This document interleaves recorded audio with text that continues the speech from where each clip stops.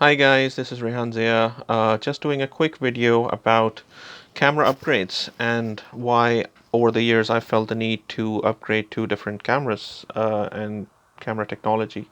Um, so in my teenage years, I was using Canon film cameras, and when it came to transitioning to digital, the first camera I used or bought was the EOS 350D, which is a crop sensor Canon camera, and I was using it with the kit lens 18 to 55 mil alongside a Sigma 70 to 300 and a 50 mil 1.8. Um, and this was mainly for kind of hobbyist photography.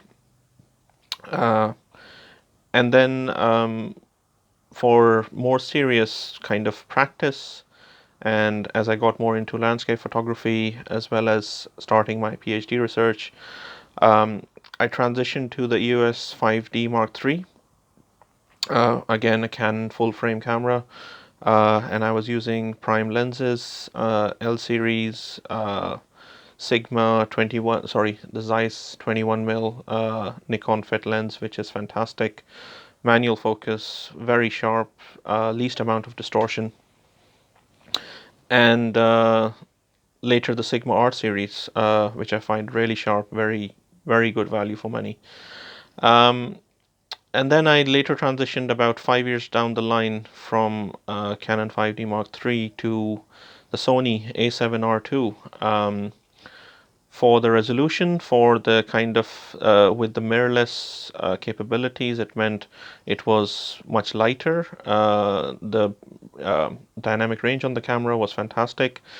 Um, I was really actually impressed by I had bought a Sony A6000 for kind of travel and family photography sort of thing, and that's what really inspired me to go for the A7R2, um, because just the dynamic range of those sensors, even for the crop sensor, it was fantastic.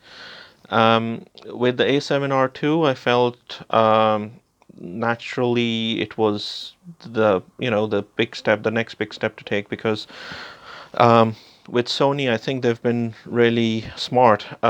You can use all of the other brands of lenses on the Sony with an adapter, and they work really well. So it meant that I could use all of the Canon lenses or Canon fit lenses that I'd invested quite a lot of money into.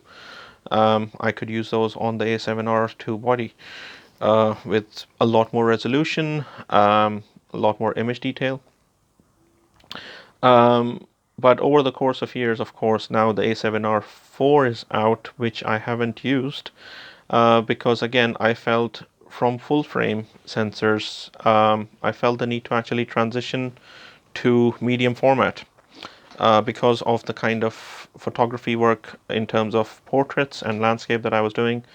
So for me, the next step has been this, which is the Hasselblad X1D 2. Um, and again, I find it's a fantastic camera. The dynamic range is brilliant. The way it basically tails off the highlights, the shoulder, is brilliant. The dynamic range, I find, even if you're underexposed, you can on lower ISOs. You can actually push the exposure up without getting much noise, even if you're two or three stops sometimes underexposed. Um, the detail in the image again is brilliant, which means I can cut down on the number of prime lenses I'm carrying because I can crop into the picture and still get very good detail in the image and make very decent prints. The shutter speeds uh, for flash sync don't matter anymore because the shutter is actually built into the lens. That's why the lenses are so expensive. But again, it frees me in terms of using the kind of shutter speeds that I want for my portraits. I like to take things slow. Now this has got a manual shutter as well as an electronic shutter, which is again big advantage.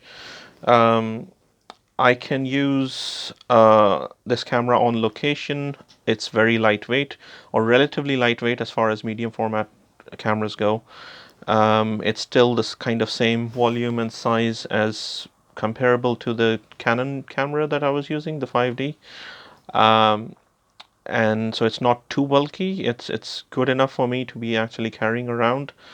But at the same time, as I say, it cuts down the amount of lenses that I need because I can crop in given the detail in the sensor.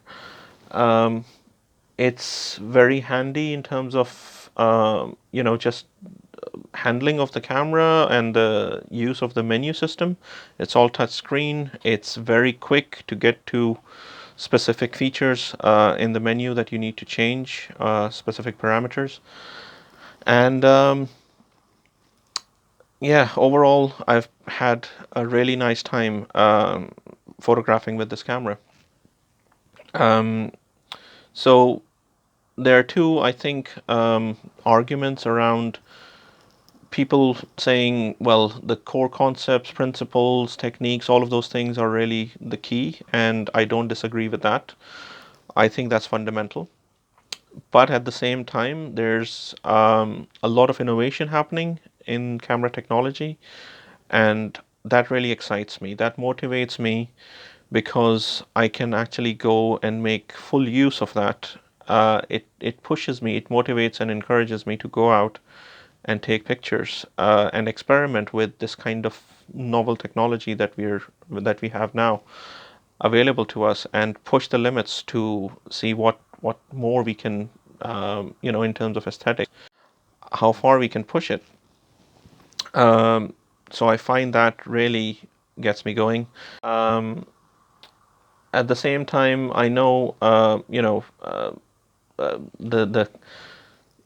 I'm not the kind of photographer who likes to shoot burst modes, even though I do a lot of HDR. I carefully plan, meticulously plan the shot before I take it. The same goes with my portraiture as well.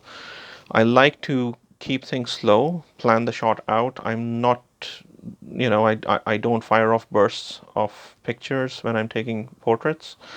Um, and I like to basically slow things down and reflect upon the process. So reflection in action is a very kind of key part of the process in my photography.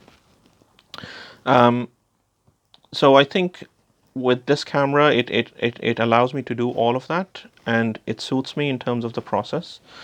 That is, I find, it actually helps me in terms of the photography practice that I think at that or the style of photography that I'm used to working with.